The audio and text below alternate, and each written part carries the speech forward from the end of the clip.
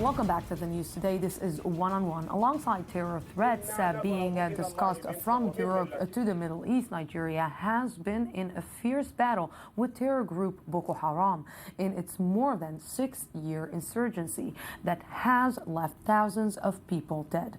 Just on Monday, some 5,000 people, mainly women and children, arrived in Borno state capital after escaping a takeover of the town of Monguno by the group. My guest tonight, Professor Galia, Sabar, chairs the African Studies Department at Tel Aviv University. Good evening. Thank you very much for coming. Thank you.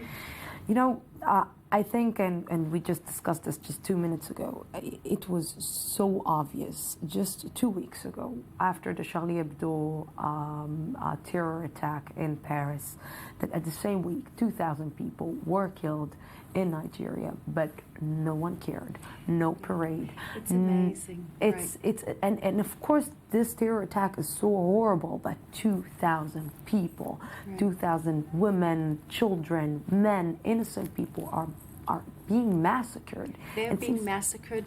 Thousands and thousands are being, internal displaced people. They're refugees in their own countries, and no one cares about it. There's no parade. No, not even one European or Western leader would go to Nigeria, whereas 42 came to Paris, and no one is really speaking about it. That racist? It's racist. It's also, this very, I don't know even how to say it. People think that what's in Africa is less important. We really don't care about what's going on there. These, black people, we don't understand their logic. Let them kill themselves. Why should we care about it? All the other things that the Europeans and Americans tried to do in Africa always, ended up in being a huge mess. So we don't really want to put ourselves back into that black continent. The amazing thing is that even when, people realize that what's going on in Africa doesn't stay in Africa, that it has, long-term effects, that it spreads over, that there's spillover effect, still, as you said, no one really cares about it. And more than that, it seems that it's it's politically correct. It's beautiful. It's showing the world that you care. If you're taking this as a charity case and showing to the world that you're going and paying respect, or showing that this place is actually matters. But this place, like you said, is if it's the diseases, if it's AIDS, if it's the wars, if it's rape, women, children, these things are the things that the West is dealing with each and every day. So, just let's give the viewers some numbers. What are we talking about? What is this huge problem that it's very nice to ignore? The thing is that on a daily basis. Right. It's not only Boko Haram. As you said, Boko Haram is there from 2009. But if you look at the various branches of the West African Al-Qaeda, or in the East African area, the Al-Shabaab and other groups, we're talking about millions of Africans who are suffering under the hands of these groups for over a decade, So it's really affecting a lot of mainly women and children. And what's the interesting thing, Lucy, is that the population that is really suffering the most are Muslims. So it's the extremist Muslims against their own brothers, because they look at their Islam and saying it's too tolerant, it's not the proper Islam, it's not the Orthodox Islam, it's a bad thing, so they're targeting them. And then people in the West would say, oh, these are Muslims fighting Muslims, it's none of our business. So, and rightly you compared it to diseases. When the Ebola, erupted in West Africa and it only hit Africans, we didn't hear about it. But once this American doctor and European nurse, I think it was a Spanish nurse, right, she got the disease, then everybody spoke about it and they realized that the viruses and the diseases have no borders. So now it's our own business. So when the Islamic terror crosses the border, that's when we deal, and we look at it. But, us Africanists, we see a really, really terrible thing happening, that because the problems in Africa are becoming more and more severe, and the level of hostility and violence is something that we in the West can't really understand. I mean, we compare it to ISIS, to Daesh, and then we shut ourselves and say, let them kill themselves. And we just don't know how to handle it. But how come when the world is getting smaller and, being connected to people is becoming more easier? Right. And it's the global, the media is making us so close to each other. How come Africa is isolated more and more by each and every day?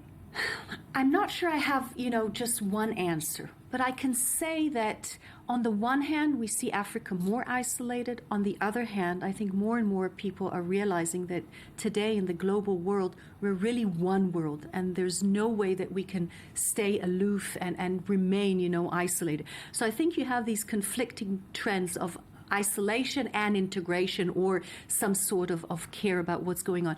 I think we have to put it on the table and say it very bluntly. Where the Europeans have, or the Americans have, or the Chinese have economic interests, you will find their army people, their military intervention. Where it's just deserts or forests or just people, black African people, and there's no oil and no diamonds and no uranium and no other things, we couldn't care less about it. So there is these, in and out trends and going in and being reluctant, and these conflicting ways of the other parts of the world treating Africa. And also, people would say, we can't go in there. Let the Africans deal with their own problems. We don't want to be colonialists. We don't want to be neo-colonialists. It's their countries. They're independent. Let them run. Now, if this was true across the board, I would be the first one to say that's the right thing to do. But it's not that way. When the West has an interest, then they're there, and they couldn't care less about the African regimes and what the African people want. But when they don't have an interest, then they would say, oh, let them play, But can the world actually solve all the problems of Africa? I think that it has to be a mutual project. I think that it has to be through a dialogue that is respectful on both sides, that is equal, that the African leadership takes responsibility and the West takes responsibility, and they see what's going on in Africa as something that is a common interest to improve what's going on. And I think that only through that kind of a dialogue, then things can and should improve. If we're looking right now at if we want to categorize or to put on a scale from 1 to 10, what is the worst problem right now that Africa is dealing with? What it is? Wow, that's a tough question. I would say that violence in all its forms against women, children, in war, but also violence that is embedded in corruption, for example, is probably the number one issue in most African countries. And how do you start re-educating or educating the people to something different that they don't know how to do? Well, but let me first conclude, go back to your other question. I think it would be violence, and then it would be severe foreign intervention in the wrong way, in an abusive way. So I think this combination of the abusive intervention and the violence, which are interconnected, are the worst disasters. Now, in this, you can also put the radical groups, the Islamic radical groups and other radical groups in that, and also, poverty, but I think that goes with violence. Now, how to solve, again, I think that it has to be through a dialogue and through mutual understanding that Africa alone cannot solve its problem, and it cannot remain just Africa's problem. It has to be a global perspective to what's going on. Professor Galia Sabar, thank you for this fascinating conversation. Thank you for coming to the studio. And no words, really no words. Professor Sabar, thank you very much. And thank you, our viewers, for being with us tonight. Tomorrow we will be here at the same time, same place. From the Jaffa Port, Israel, have peace. Have a great night.